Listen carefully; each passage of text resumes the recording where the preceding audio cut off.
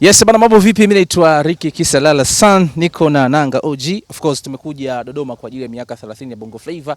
Nanga naye ni moja kati ya watu ambao wamefika hapa. Swali langu likaja kuwa kwamba hivi Nanga amekuja kama shabiki tu au ana kitabu chake kwenye Bongo Flava, kuna kurasa yake iko pale hatuijui hiyo kurasa? Hapana. Mimi bwana huku nimekuja kama shabiki, lakini wao wanatimiza miaka 30, mimi na miaka 32, kwa hiyo kuna namna ambavyo wao wanafanya wanaiti, mimi ndo nakuwa na nyimbo zao nazisikiliza. Kwa hiyo nilipopata bahati ya kualikwa, kwa sababu mimi Babu Tale ndo alonialika. Aloniambia twenzetu Dodoma, kuna 1 2 3 4 5, nikasema inshallah, ndio nimefika kuja kuona huko. Nanga miaka 32. Miaka 32 na. Mimi nimezaliwa 94. Kweli jamani, hebu angalia Nanga vizuri jamani. Serious. Unajua sio mchezaji unajua? Hapana, hii miili ni tunalishwa vizuri tu. Unajua hizi ukiwa unaishi na wanawake wazuri, mnalishwa vizuri. Kwa hiyo hii miili ni tunalishwa vizuri tu. Lakini na miaka 32. Simu ya Tale kuita comedian wako wengi sana. Bila shaka Tale ni shabiki yako. Kweli. Feel vipi kuona unakuwa na shabiki kama mtu kama Tale hivi na nini? Mimi najisikia vizuri kwa sababu Babu Tale hajaanza kunisupport jana wala juzi. Babu Tale amenisupport muda mrefu, hata hela nyingi ya kwanza yeye ndo simu yake iliita, njoo fanya hivi, chukua kiasi hiki. Hela nyingi ya kwanza nilipata kupitia Tale. Kwa hiyo ni mtu ambaye ananiombea mema kila kukicha na anatamani kuniona nasogea kila kukicha. Ndio maana kwenye kila fursa lazima atapambana kwa namna yoyote niwepo. Miaka 30 ya Bongo Flava nayo ukataka kuyazua ya kwako. Tutafika huko Nanga. Nanga, ukikutana na comedian wenzako wanasema kwamba unajua Nanga sasa hivi acha tu apate mafanikio. Ni mtu ambaye amestruggle sana kudeal na hii na uigizaji, comedy na nini. Ni muda mrefu sana, lakini amepata breakthrough hivi karibuni. Acha jamaa enjoy tu maisha yake. Tukumbushe Nanga, ni mwaka gani rasmi uliingia kwenye hii sekta ya ucheshi? Rasmi kabisa ni kama 2015 16 kufanya hizi skiti za dakika moja. Hiyo ni rasmi kabisa, lakini toka 2009 kama sio 2008 tulikuwa tunafanya mashairi. Tulikuwa tunafanya mashairi haya kama anayofanya Mlisho Mpoto, ndio tulikuwa tunaigiza kwenye mfumo huo. Tukawa tunapeleka kipindi kile Femina Talk Show kwenye vikundi vya wakulima, tukawa tunahamasisha hivyo mpaka alipofikia stage. Kuna jamaa mmoja anaitwa Messi Joseph ama Chuma, aliwaza, yeye ndo founder wa Serious Fun, aliwaza kusema hebu tutengenezeni kitu hiki. Ndio tukaanza kutengeneza skiti za dakika moja, na sisi ndo tukawa clue ya kwanza kutengeneza hizi klipu za dakika moja mitandaoni. Baadaye wakaja kina Timamu, wakaja watoto wengine, mpaka kesho na kesho kutwa watoto wanapiga hela. Najua kwenye kujitafuta kuna muda inafika ukikaa ndani unaona muda unaenda, hela hamna, majukumu yanakuwa mengi. Ni moment gani ambayo Nanga ilimfanya atake kukata tamaa na kuachana na mambo ya comedy? Mimi uzuri Liki, tabia za kukata tamaa sijawahi kuwa nazo. Sina hiyo tabia kwa sababu ni mtu ambaye nimekuwa katika mazingira ambayo ukikata tamaa utajijua, ukisema unapambana utajijua, ila msaada hakuna. Yaani unajua unaishi maisha ya kipuuzi kipindi wazazi wako wote uko nao. Yaani kuna ile unamuita mtu chokola wewe ambaye hana wazazi, ni anatangatanga mwenyewe. Lakini sisi tumeishi maisha ya kichokola na baba na mama. Sijui unanielewa. Kwa hiyo huna kitu ambacho kinaweza kanifanya nikakata tamaa au tamaa yenyewe hamna. Yaani nikasema eti napitia wakati mgumu napitia. Yaani kama njaa nimeshinda nikiwa na baba na mama, kama maisha mabovu nimepitia nikiwa na baba na mama. Kwa hiyo hamna kitu ambacho kitanifanya nikate tamaa, isipokuwa niliumia Lamso alivyoondoka. Sijui unanielewa. Lamso akaondoka akaenda Mkubwa na Wanawe. Hicho kitu kilinikata kwa sababu sisi wengi tuliokuepo Serious Fun tumesoma wote shule na wote darasa hili. Kwa hiyo wote tunajuana, isipokuwa kwa kipindi kile Lama alikuwa na nafasi kubwa sana kuliko sisi wengine. Na mimi nilivyo, riziki ya mtu ni riziki ya mtu. Kwa sikuwa natamani nafasi aliyokuwa nayo Lama, ila Lama alikuwa anatamani nafasi za watu wote. Yani Lama alikuwa anatamani awe kama yeye ndo owner atu manage, kwa sababu Matthew ametuzidi uelewa. Kuna sehemu tunatakiwa labda twende tukaperform, inatoka 400,000, Messi anasema hapana. hapa mbona wanaweza kutugea 800,000 na kila mtu akapata hela nzuri. So hicho kitu ana mind. Interview Lama anataka apewe taarifa mapema, sijui unanielewa, wakati anatakiwa Chuma ndo atoe taarifa kwa sababu yeye ndo kiongozi wa kundi.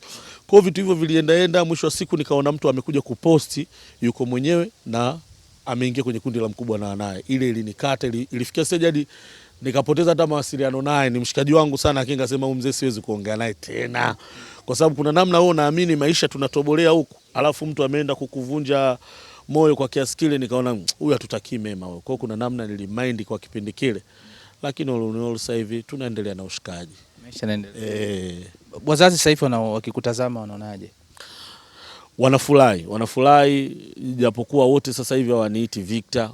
Mama ananiita Nanga, baba ananiita Nanga. Na upendo. Sipendi hata kidogo, kwa sababu unajua ukishaanza kuniita Nanga ina maana unadili na Nanga unamuona, sio Victor tena. Kwa hiyo sometimes hata ukianza kuniambia una changamoto fulani, mimi nakuona wewe unanichukulia na hela. Si wewe utaki. Yani, auongei kama baba na mtoto au mama na mtoto. Kuna namna mama anaongea na msanii fulani au baba anaongea na msanii fulani. Ile inakuwa inanikata, lakini ndio hivyo wazazi wangu washazoea, japokuwa hakuna mtu yoyote kati yao ambao alisupport kwenye hiki ninachokifanya. Mama ni mtu ambaye hakukatishi tamaa na wala hakusapoti, isipokuwa anakupa njia nyingine. Ulikuwa unakula kwake? Kweli. Sasa support unataka support gani? Hapana, yani mimi ukisema nilikuwa nakula kwa mama. Mimi maisha yangu mama yangu mzazi ndio anayajua. Mimi nimeanza kuishi kwa washikaji since niko form 1. Niko naishi kwa washikaji kwa sababu mzee wangu na bibi mkubwa wametengana kama ni 2006 kama sio 2005. Mimi niko darasa 5. Nadhani wale ndo wametengana. Kwa hiyo kuanzia hapo mama alikuwa na uwezo wa kupanga chumba kimoja tu. Na sisi tumezaliwa wanaume wawili. Sijui unanielewa. Tulikuwa tunaishi na dada zangu na mama yangu mdogo. Kwa hiyo wote hatuwezi kuishi chumba kile. Sijui umenielewa. Kwa hiyo lazima ilitakiwa mimi sasa nianze kudili na vitu vingine. Ndio maana hata kuna klipu nikizitengeneza watu wanaona kama ujamaa amewaza nini? Mimi nishakesha sana kwenye muziki kwa sababu pa kulala sina. Okay. Si unaelewa, kuna klipu moja nilitengeneza niko busy kwenye muziki, yani kwamba unaulizia leo kigodoro wapi ili ukalale, kwa sababu jamaa kaja na demu kwenye chumba chake. Mimi ni maisha halisi nimeyaishi, sio kusema labda nimeyaigiza. Yep. Okay. Sawa. Nanga. Yes. Juzi tunaona kwenye training mlifanya stunt moja ambayo naamini kidogo nilikuwa nimekaa nayo kuna muda ukasema da mwanangu simu hazipokelewi kabisa nyumbani. Okay. Simu zilikuwa ngumu. Nini ulifikiria ambao kama kumvalisha pete Irene Uwoya? Na unajua yeye kama ni agano unajua Nanga. Unajua Irene, watu wasichokijua Irene mimi ni bosi wangu. Kivipi? Yeye ni producer wa series inaitwa Upepo, inaonyeshwa Magic Maisha Magic Bongo ya DStv, na mimi mle nimeigiza kama Sudi, dereva wa binti yake. Na hata safari zangu za Arusha watu wengi wanaona muda mwingi na kuaga Arusha na kuaga kwenye kambi yake. Maana inashutiwa Arusha. Kwa hiyo pale anti alivyoniita akaniambia Irene anakuita. Nikaenda mpaka pale akaniambia nataka tushuti clip. Mimi Irene sija kushuti naye clip yoyote zaidi ya kuigiza naye kwenye kazi. Naambia nataka tushuti clip kama unazo shoot. Nikamwambia sawa, haina shida. Una kifua? Nikamwambia kifua cha nini tena? Cha kuhifadhi jambo. Nikamwambia huo muda sina. Yaani mimi kama hapa unanipa siri ya mtu juu inaenda kutoka pale. Amna, yani huwezi kuvumilia hata dakika 15. Nikamwambia siwezi. Bwana tushuti clip unanivalisha pete. Nikamwambia mpaka upa akauliza unashindwa nini? Nikamwambia huyu tajiri. Nikamwambia tufanye. Tukafanya. Mbona na mimi nikaichukulia ni clip kawaida, lakini sasa waandishi walivyoiposti bwana Kinaliki lakini ngoja sikiliza, usitaki wewe usijitetee kwa shemeji kwa sababu moja. Tukio ni Nanga anamvalisha pete Irene Uwoya, umepiga mpaka goti. Mimi kuandika kwamba Nanga amvalisha pete Irene Uwoya nimekosea wapi? Yani Aliki wewe unamjua mama mtu, lakini si ndio wewe ulichokifanya? We bwana. Sisi tumeandika kwamba Nanga ampiga kofi Irene Uwoya. Tumeandika amvalisha pete. Wewe ulimpakia tu pale? Wewe acha tu. Lakini uzuri. Simu ya kwanza ilikuwaje? Tuambie, tusimulie simu ya kwanza kutoka kwa mkeo. Simu iliyopokelewa. Yeye hakukupigia? Hakuna simu iliyopokelewa zaidi ya nani tu. Mi message ikawa inatiririka tu, inatiririka. Simu ilipokelewa, message inatiririka. Lakini lolo yameisha. Mke wangu jua muelewa sana yule. Kwa hiyo ameelewa na kila kitu kimeisha. Umemposti sana. Unakuwa unafanyaje sasa, unafikiri yanaishije? Lazima yaishe yale. Kwa hiyo tukatengeneza mazingira bwana haya yaishe, na tunashukuru Mungu yameisha. Penzi paja. Umemlia zawadi gani? Kutafuta msamaha. Sasa hapo mpaka nirudi. Mfanya chochote? Sijamfanyia chochote kwa sababu anajua utakuwa unajikosha wewe. Kwa sababu akili ujue bado anajua Irene yupo. Kwa hiyo mpaka nikirudi hapo ndo linaenda kuisha rasmi. Simu zikipiga usiku una hawi kama na mashaka. Kama sawa ni masiala lakini mbona kama sikuelewi wewe. Simu mimi nimeongea naye asubuhi ya leo. Wewe unafikiri kwa siku ile? Kwa mimi nilivyokuambia simu haitwi afikiri masiala. Asubuhi ya leo ndo tumeongea na kwa sababu alikuwa umemeana. Kwa bila hivyo? Kulikuwa na kazi zinaeditiwa akaniambia umeme hamna ofisini.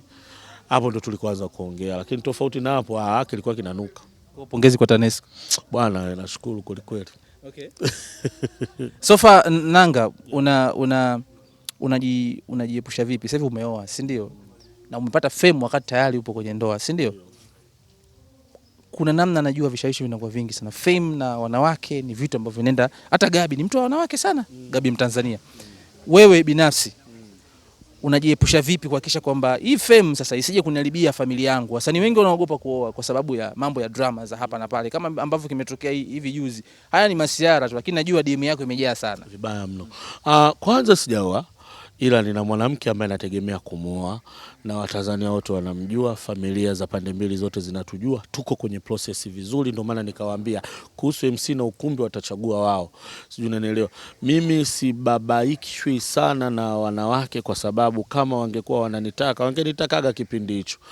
Lakini mpaka nimekuwa mtu fulani ndio mwanzo kunisumbua na ndio maana inakuwa rahisi sana mimi kumtambulisha mwanamke wangu mbele za watu kwa sababu yeye alianza kunikubali nikiwa Victor. Sio Nanga. Sio unanielewa, mimi na mahusiano naye muda mrefu sana. Miaka mingapi? Sasa hapo ukianza kusema miaka mingapi hapo ndo utaanza kutengeneza tafsiri zingine. Muda wote mnafanya nini? Mnachunguzana nini? Lakini nina muda mrefu na mwanamke wangu. Na kama Mungu akipenda. Mimi binafsi sikiliza mwakani. Nanga, sikiliza. Mwakani hata mwaka 2000 ikifika mwaka 2027, 2028 inakuwa ni mwakani. Hebu tuambie hapa, mimi clip nitaitunza. Mwakani 2027 Nanga naoa. Kabisa. Mwakani 2027 Mungu akipenda, kama sio mwezi wa 7 tarehe 24 alivyozaliwa yeye. Yaani natamani siku aliyozaliwa yeye ndio nimuoe. Kwa hiyo mwakani kwenye mwezi wa 7 tukipewa majaliwa ya uhai naoa. Kwa sababu sina sababu ya kufanya nisimuoe. Kapigana vita nyingi sana, kavumilia vitu vingi sana, lazima kwa sababu hakuna namna ambayo inasema nitaweza kuishi na mwanamke mwingine kwa jinsi nilivyo mimi na tabia zangu mimi. Bwana watu wanavumilia. Anavumilia vingi. Wewe unafikiri mtu kuwa na mwanaume kama Nanga unafikiri ni kitu cha kawaida? Wewe dada atakiwa apongezwe. Alafu na ni mzuri. Kwa uzuri aliyokuwa nao, unakuwa na kidume kama Nanga. Jinsi alivyo, muonekano wake, akili yake, maisha yake. Mtu anavumilia siku zote mpaka leo, apongezwe tu. Okay. Basi sawa Nanga, nashukuru sana. Mimi nashukuru sana. Haina noma. Msalimie shemeji bwana. Ila wewe mbaya.